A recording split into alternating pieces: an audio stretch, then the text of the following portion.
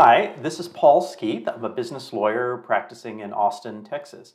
This week I'd like to talk about arbitration clauses. What are they, and when might parties want to consider including an arbitration clause in an agreement? So first, what are they? So an arbitration clause is an agreement between parties in a contract that agrees to not have disputes settled in front of a judge and jury in the normal court system, but to have a neutral third party privately decide any dispute between the parties. Why would you want to do that? Well, potentially an arbitration proceeding can be faster, although that's not always the case. The arbitration clause has to be drafted correctly and limiting with reasonable limits things like discovery in the arbitration process, and also realizing that even jury trials, or even better, bench trials, can often be just as fast as an arbitration can. So what's another possible reason?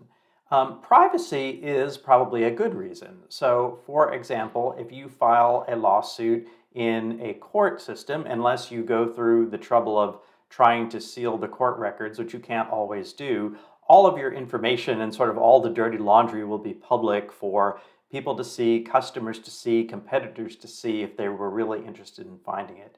In an arbitration situation, you can agree that the subject matter and the testimony of the arbitration can be private. Another reason that I think is a reason that makes sense for arbitration is if you have multiple parties and they are all over the place in multiple states, but most especially if they are in different countries, an arbitration clause can really make quite a bit of sense in that situation because you can specify that the arbitration will take place in a particular place, like say Austin, Texas.